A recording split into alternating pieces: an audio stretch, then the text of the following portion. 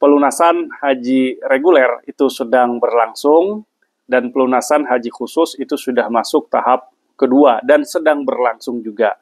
Nah, bagaimana perkembangan pelunasan jamaah haji Indonesia tahun 2025? Mari kita bahas bersama saya, Fahrul Rozi, praktisi sekaligus pembimbing haji dan umroh.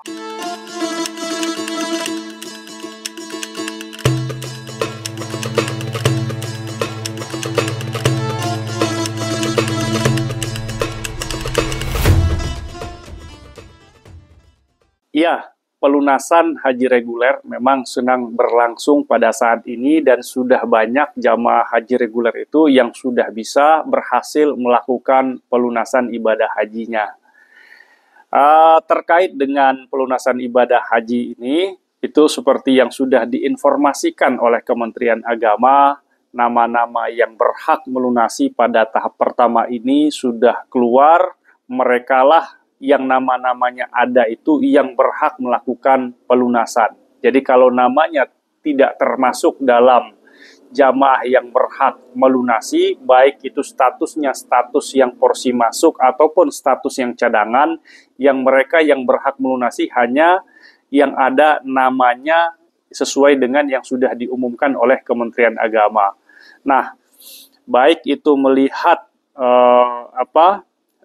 di Kanwil Kemenak masing-masing kabupaten kota ataupun sahabat-sahabat sudah bisa mendownload di aplikasi Haji Pintar. Jadi nama-namanya itu, status keberangkatannya itu sekarang sudah bisa dilihat online sebenarnya. Nah, adapun terkait dengan alur pelunasan ibadah haji itu seperti yang sudah diketahui bahwa yang pertama, jamaah haji itu ketika sudah masuk alokasi kuota tahun berjalan atau berhak lunas, ya nanti pergi ke puskesmas untuk melakukan pemeriksaan kesehatan. Jadi puskesmas melakukan istitoah kesehatan, nanti itu sama petugas kesehatannya, ketika sudah dinyatakan sehat, istitoah itu nanti akan dimasukkan ke dalam sistem yang namanya Siskohat Kesehatan. Jadi ketika sudah dimasukkan ke dalam Siskohat Kesehatan, dinyatakan istitoah, baru setelah itu melakukan pembayaran pelunasan haji di bank penerima setoran awalnya. Misalnya kalau setoran awalnya di BSI, ya pelunasannya nanti di BSI, atau kalau setoran awalnya nanti di muamalat, ya harus melakukan pelunasannya di muamalat, seperti itu. Kemudian setelah berhasil melakukan pelunasan tadi, baru setelah itu calon jamaah haji tadi balik lagi ke Kanwil Kemenak kota atau kabupaten tempat tinggalnya dengan membawa bukti setoran lunas tadi dan mengkonfirmasi ulang bahwa sudah lunas dan mengkonfirmasi siap untuk berangkat haji. Nah, bagaimana dengan calon jamaah haji yang tidak istitoah atau dinyatakan tidak istitoah sama puskesmas, maka itu nanti akan dirujuk ke rumah sakit yang lebih besar. Nanti itu akan diperiksa ulang oleh rumah sakit. Kalau nanti misalnya kan puskesmas itu hanya tempat pemeriksaan awal gitu, alatnya tidak lengkap di sana, nanti dirujuk ke rumah sakit, nanti dokter itu yang ini, dokter rumah sakit yang menyatakan apakah Bapak Ibu nanti istitoah atau tidak. Ketika nanti istitoah, baru nanti bisa dimasukkan ke dalam Siskohat Kesehatannya. Jadi sebenarnya alur pelunasan ibadah haji itu ya cukup memakan waktu begitu. Maka Bapak Ibu ketika dinyatakan lunas berangkat itu, ya siapkanlah waktu sehari atau 2 hari untuk melakukan pelunasan ibadah haji ini. Tentunya dengan menyiapkan berkas-berkas yang diperlukan. Nah, ada beberapa pertanyaan itu yang masuk. Yang pertama, apakah wajib pakai BPJS? Ya, BPJS memang diwajibkan. Jadi BPJS itu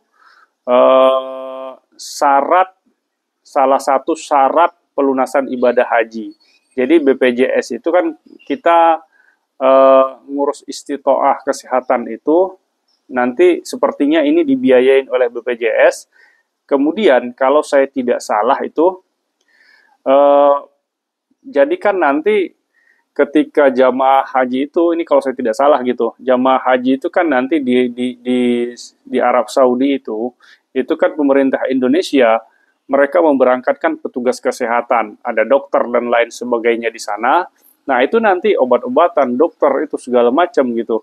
Nah jamaah haji yang mendapatkan fasilitas kesehatan di sana itu sepertinya dibiayai juga oleh BPJS. Sepertinya begitu kalau saya tidak salah ya. Kemudian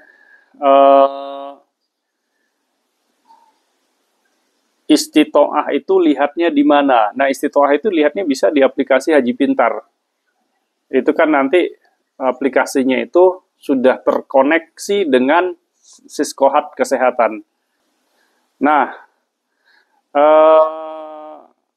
jamaah-jamaah haji lansia tahun 2005 ini itu lihatnya di mana? Kalau mau tahu jamaah haji lansia, sepertinya harus ke Kanwil atau Kanwil Kemenak kabupaten atau kota masing-masing.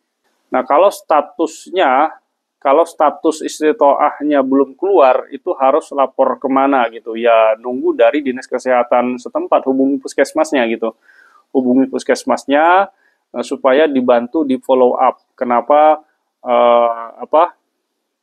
status istitoah kesehatannya belum keluar. Apakah istitoah atau hasil kesehatannya tidak istitoah sehingga harus dirujuk ke rumah sakit. Kalau sebenarnya kalau jamaah haji reguler itu kan ada yang mandiri, yang mereka mandiri itu maksudnya begini, mereka daftar sendiri, kemudian ketika berangkat itu tidak ikut yang namanya KBIH. Ada juga kemudian yang mandiri itu ketika sudah mau masuk pelunasan haji, kemudian mereka gabung ke KBIH, itu nanti biasanya kalau KBIH ini kan sudah punya pengalaman itu dalam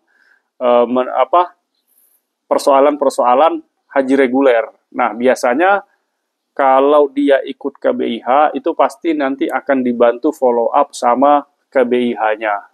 Jadi sebenarnya ikut KBIH atau tidak ikut KBIH itu kembali lagi ke pilihan Bapak Ibu masing-masing. Nah, saran saya kalau seandainya gitu calon jamaah haji ini sudah sepuh, belum pernah berhaji, sebaiknya keluarganya mengarahkan dan menitipkan kepada KBIH. Kalau KBIH itu nanti ya ada yang ngurusnya gitu. Bukan berarti mandiri itu tidak ada yang ngurus gitu. Mandiri itu semua calon jamaah haji itu pasti diurus dan tanggung jawabnya itu ada pada negara. Tapi ketika ikut KBIH misalnya itu nanti punya ada kelebihan khusus lah gitu. Ada kelebihan khususnya yaitu diperhatikan oleh ketua rombongan dari KBIH-nya yang juga ikut berangkat. Nah, itu kelebihannya di situ. Jadi kalau mandiri ya ikut program Kemenak apa adanya begitu. Apa adanya sesuai dengan standar prosedurnya Kementerian Agama gitu. Yang ngurus pun ya petugas-petugas yang sudah ditunjuk oleh Kementerian Agama. Nah, kalau ikut KBIH ada lagi tuh pimpinan KBIH-nya juga merasa bertanggung jawab terhadap jamaah-jamaah haji yang terdaftar ikut rombongan KBIH-nya. Nah, itu mulai dari tawafnya, ketika nanti lontar jumrohnya, itu biasanya KBIH-nya mengakomodir para jamaah-jamaah haji yang ikut di KBIH-nya. Jadi, kalau pelunasan haji itu Bapak Ibu misalnya ada kendala apapun itu terkait dengan pelunasan ibadah hajinya, itu segera lapor ke Kanwil Kemenak tempat Bapak Ibu daftar gitu. Ya kalau ikut KBIH itu nanti biasanya ya orang KBIH-nya yang ngurus gitu. Kalau Bapak Ibu misalnya mandiri, ya langsung lapor ke Kanwil Kemenak tempat Bapak Ibu melakukan pendaftaran ibadah haji. Jadi jangan ditunda-tunda terkait dengan pelunasan ibadah haji ini. Apapun kendalanya segera dilaporkan. Nah, karena kalau ditunda-tunda pelaporannya itu ya bisa terancam tentang keberangkatan ibadah hajinya ini. Nah, kalau ada kendala misalnya gagal sistem dan lain sebagainya, kalau gagal sistem itu Bapak Ibu, nanti calon jamaah itu harus minta surat itu juga, bukti gagal sistem dari BPS-nya. Misalnya, Bapak Ibu daftar di BSI, ketika ingin, ini semuanya sudah selesai nih, medical check-up-nya sudah selesai gitu, dan sudah dinyatakan istitoah dalam aplikasinya itu, kemudian ketika ingin melunasi, terjadi gagal sistem gitu. Nanti minta bukti kepada bank penerima setoran itu, BPS-nya itu,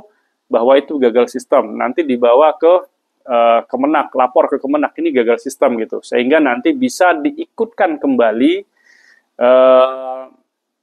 pada pelunasan tahap 2. Nah, kalau nggak lapor gitu, ini nanti ya resikonya bisa gagal berangkat begitu, gagal sistem, nggak bisa bayar artinya gitu kan,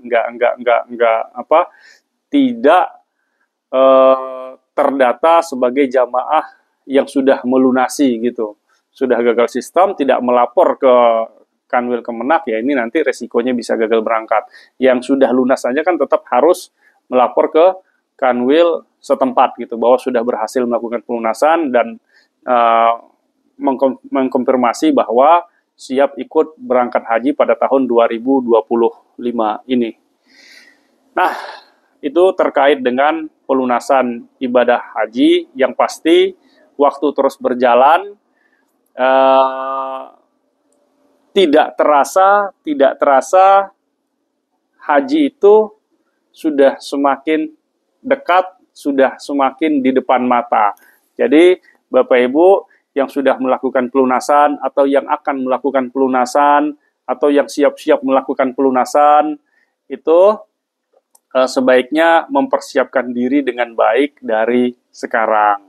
Nah, kemudian terkait dengan pelunasan ibadah haji ini juga, ya mudah-mudahan ya kami selalu berdoa pelunasan ibadah haji itu diberikan kelancaran. Jamaah-jamaah haji, calon-calon jamaah haji yang melakukan pelunasan diberikan kelancaran semuanya, termasuk pemerintah, orang-orang yang terkait dalam pengurusan ibadah haji ini, mudah-mudahan semuanya itu diberikan kelancaran.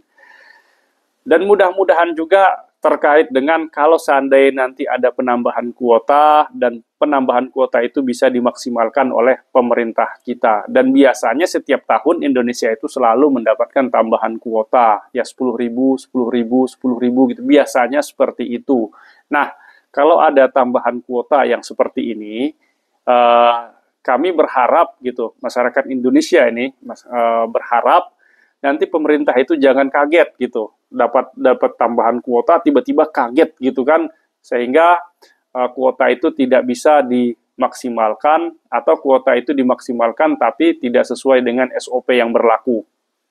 Nah, tentu terkait dengan penambahan kuota ini kami yakin masyarakat Indonesia yakin bahwa pemerintah kita itu sudah bisa mengantisipasi itu dari jauh-jauh hari. Apa yang harus dilakukan, kami yakin pemerintah ini sudah tahu gitu. Dan mudah-mudahan tambahan kuota, jika ada nanti, itu bisa dijalankan sesuai dengan prosedur yang berlaku begitu. Sehingga tidak ada suuzon dari masyarakat Indonesia terkait dengan kuota haji ini. Nah, demikian Bapak Ibu, mudah-mudahan Allah Subhanahu wa Ta'ala memberikan kemudahan, kelancaran dalam segala urusan kita. Assalamualaikum warahmatullahi wabarakatuh.